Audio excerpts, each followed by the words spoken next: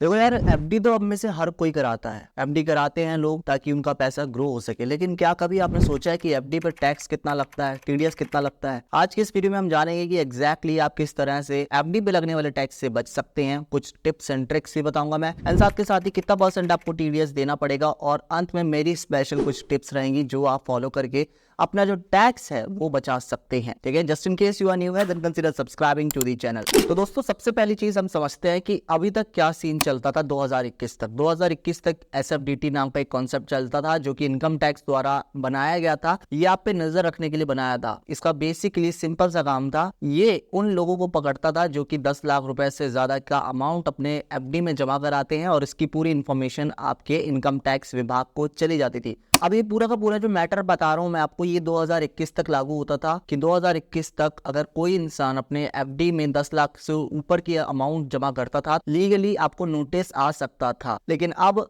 सरकार ने और इनकम टैक्स डिपार्टमेंट ने मिलकर एआईएस लॉन्च कर दिया है, जिसके तहत अब ये एसएफडीटी जो है ये इसका पार्ट है। अभी यहाँ पे क्या होता है कि आपका सारा का सारा जितना भी आप ट्रांजैक्शन कर रहे हैं, चाहे जितना पैसा आपके पास आ रहा है और उस पैसे को आप कहाँ खर्च कर रहे हैं, ये सारा कच्चा चिट्ठा एआईएस में आप देख सकते हैं। आप अभी इनकम टैक्स विभाग की ऑफिशियल वेबसाइट पे जाइए और अपना जो एआईएस है वो डाउनलोड भी कर सकते हैं। तो एक तरह से कहा जा सकता है कि अब कोई थ्रेशहोल्ड रह नहीं गया है कि चाहे अब आप एफडी में 10 लाख रुपए जमा करें या 10,000 रुपए जमा करें, अगर आपका इनकम माइनस एक्सपेंडिचर मैचअप जब तक हो रहा है तब तक तो आपके पास नोटिस नहीं आएगा। लेकिन जिस दिन ये जो मिसमैच है ये पकड़ा गया तो आपके पास नोटिस आ सकता है कि भाई आपके पास इनकम इतनी कम है लेकिन एक्सपेंडिचर इतना ज्यादा है, तो ये पैसा आपके पास कहां से आया। तो वो लोग पूछ सकते हैं इनकम टैक्स वाले, तो आपको जवाब देना पड़ेगा। सो अगर आप सही हैं तब तो आप अपने जवाब को दे सकेंगे, लेकिन अगर आप गलत हैं तो आप पे फाइन चार्ज हो सकता है। तो ये चीज का ध्यान रखिएगा कि अब ऐसा कोई भी रूल नहीं है कि भाई आपको 10 लाख रुपए से ऊपर की रकम नहीं जमा करनी। चाहे आप 20,000 की एफडी भी कराते हैं, अगर आपके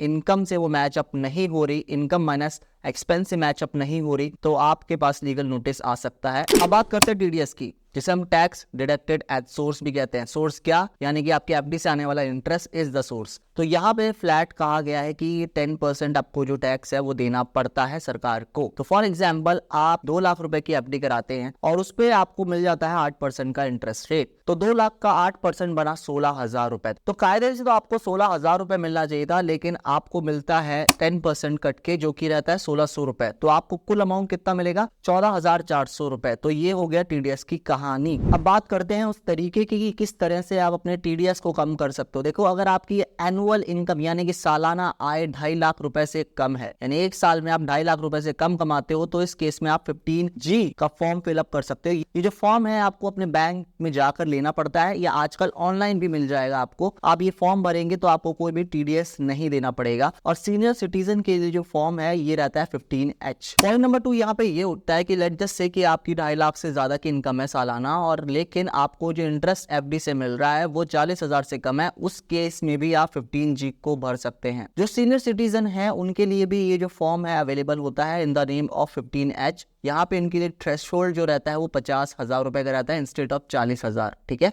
ये चीज ध्यान रखिएगा।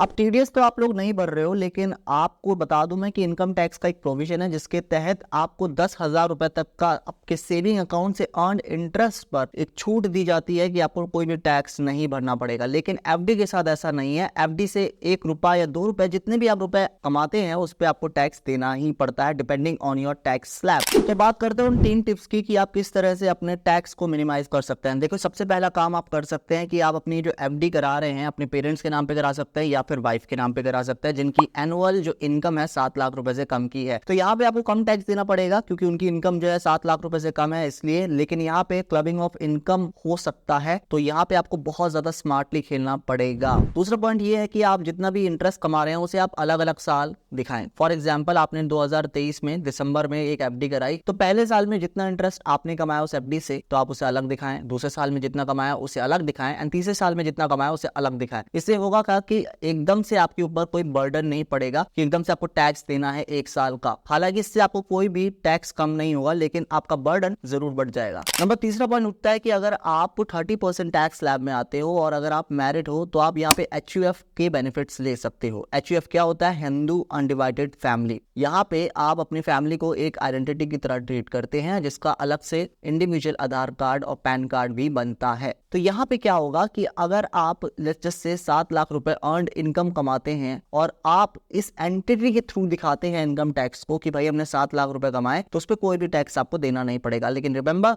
HUF के जितने फायदे हैं उतने उसके नुकसान भी हैं, तो आप बड़े केयरफुल रहें इस चीज को लेकर। आने वाले टाइम में एक वीडियो भी बना दूंगा मैं कि इसके प्रोज क्या होते हैं HUF के यानी हिंदू अनडिवाइडेड फैमिली के, और इसके कॉन्स क्या होते हैं। तो दोस्तों ये थी वो कुछ टिप्स एंड ट्रिक्स जिसकी मदद से आप अपने टैक्स को कम कर सकते हैं। उम्मीद करता हूँ यार इस वीडियो से आपको इन्फॉर्मेशन मिली हो। Do hit the like button and subscribe if you find this video helpful and valuable, and if you new here then join the community. I will see you in the next video. Bye guys.